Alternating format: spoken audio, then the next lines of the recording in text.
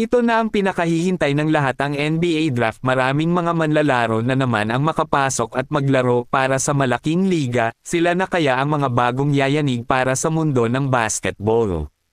Nakuha nga ng defending champion na Boston Celtics itong number 54 pick na si Anton Watson, Gonzaga, na nag-average ito ng 14.5 points, 7.1 rebounds at 2.6 assists per game noong nakaraang season.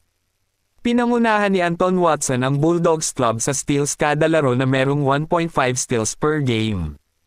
At ito naman kinuha ng Golden State Warriors ang number 52 pick na si Quinton Post. Siya ay isang tunay na malaki na maaaring mangibabaw malapit sa basket, ngunit ang kapansin-pansin ay ang kanyang 3-point shooting ability. Noong nakaraang season, nag-shoot siya ng 43.1% mula sa kabila ng arco. Hindi siya gaano kabilis, ngunit kaya niyang pagsamantalahan kung kailangan niyang ipagtanggol ang paligid.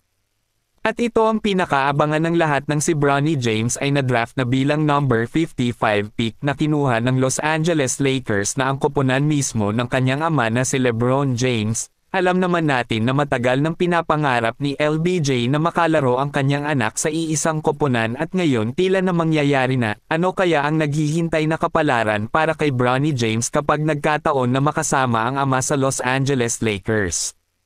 Kapag nagkataon, tila magiging history ito para sa NBA.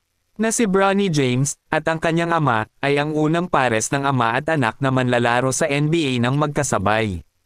Tila hindi natin maitatanggi na si Bronny ay nagkaroon ng nakakatakot na taon na nagtamo siya ng isang nakamamatay na pag-atake sa puso, habang nag-eehersisyo sa campus ng Southern California noong Hulyo, na humantong sa hindi malinaw ang kanyang hinaharap sa basketball. Bago ang pag-atake sa puso, nagkaroon ng malakas na senior season si Bronny sa high school at naging potensyal na first-round pick. Ang pag-atake sa puso, na nagresulta ng isang congenital heart defect.